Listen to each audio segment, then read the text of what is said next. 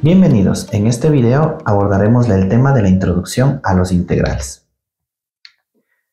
El problema, pues básicamente el problema que existe con los integrales surgió sobre cómo calcular el área bajo una curva creada por una función.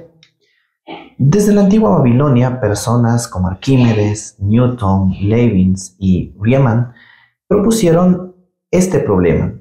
Dieron algunas soluciones las cuales con el transcurso del tiempo fueron fomentándose, pero en esta ocasión vamos a estudiar un poco más sobre la suma de Riemann, que respondió básicamente a la pregunta sobre cómo calcular el área bajo una curva.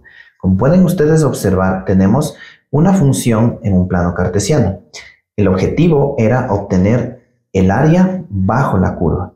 Riemann propuso que se puede dividir esta área bajo la función en figuras geométricas que se puede calcular normalmente, en este caso por medio de rectángulos. Como nosotros sabemos, un rectángulo tiene como fórmula la base por la altura para obtener su área.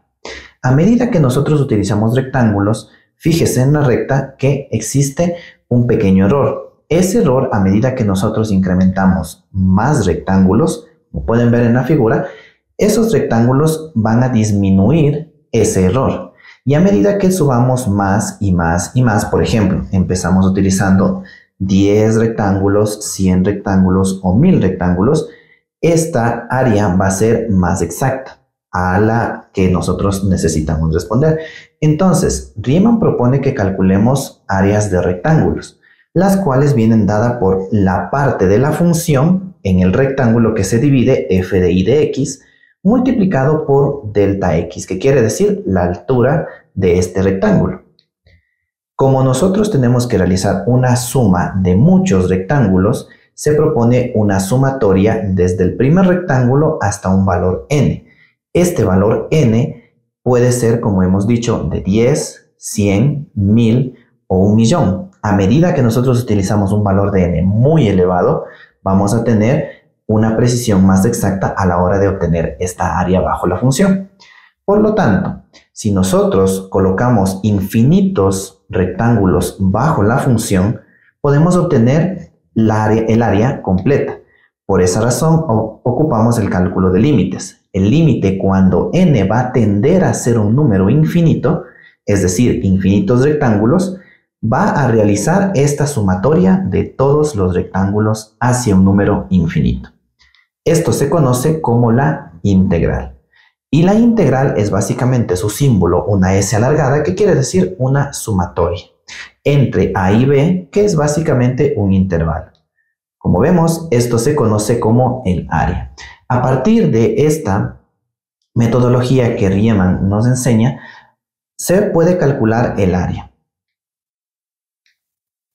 Entonces tenemos como definición que el integral representa el área bajo la curva de una función en un determinado intervalo. El área va a ser igual a la integral entre a y b de f de x. Como podemos ver aquí en pantalla, f de x es igual a x al cuadrado, es una función cuadrática, la cual se puede obtener su área bajo la curva con determinadas operaciones que en próximos videos analizaremos. Para entender el concepto de integral es necesario también conocer el concepto de derivada. Derivada es un proceso anterior al cálculo integral, que se estudia en el cálculo diferencial. En sí, tenemos diversos pasos para poder encontrar una derivada simple de una función. En sí, la derivada es una razón o velocidad de cambio de una función en un determinado punto, también conocida como la recta tangente. La fórmula más básica para obtener la derivada es f de x es igual a de x a la n, en donde n es un exponente. Ese exponente, con estos tres pasos, bajamos el exponente a multiplicar toda la función. Paso número 2, restamos el exponente menos 1. Y paso número 3, simplificamos o resolvemos. A continuación tenemos este pequeño ejemplo, f de x es igual a 4x cuadrado, en donde el exponente 2 baja a multiplicar a toda la función y sería 2 por 4x, que se convierte en 8x. El exponente 2 se resta 1 y me quedaría x elevado a la 1, por lo tanto no se coloca. Es importante conocer las derivadas porque Una integral es básicamente la operación matemática contraria a la derivada de una función. Entiéndase con el ejemplo anterior, f de x es igual a 4x al cuadrado, su derivada, ya vimos, 8x. Es un proceso de derivar. Ahora, ¿qué es lo que pasa cuando yo quiero integrar 8x o la función que me salió como resultado?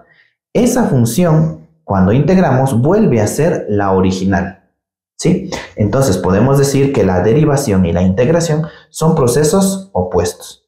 Así como la suma y la resta, la multiplicación o la división, son procesos opuestos y al momento de nosotros integrar 8x vamos a tener como resultado la función que se conoce como la función madre. 4x al cuadrado más c. ¿Qué es c? Pues c es básicamente una constante de integración. Analicemos las siguientes derivadas de las siguientes funciones. X al cuadrado más 6, 4x al cuadrado más 8 y 4x al cuadrado.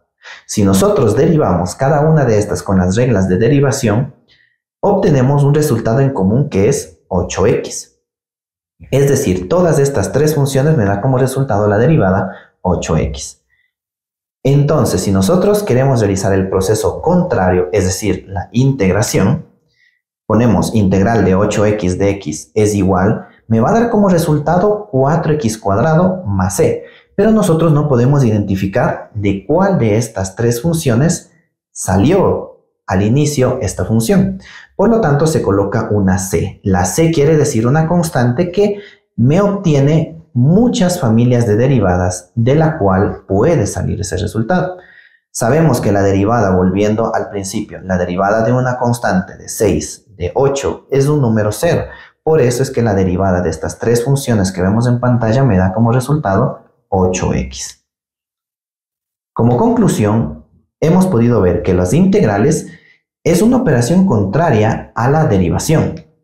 También se representa un área bajo una curva, es decir, la integral me sirve para calcular esta área. Hemos analizado también que se considera una constante de integración c para agrupar diversas funciones o también una familia de funciones a través de las derivadas. Y mediante el cálculo de la suma de Riemann, sucedió la suma hacia la sumatoria de muchos rectángulos para nosotros poder obtener la integral, lo que fundó básicamente el cálculo integral. Esperamos que este video haya sido de mucho apoyo y en próximos analizaremos cómo calcular las integrales mediante fórmulas y diversas operaciones matemáticas. Muchas gracias.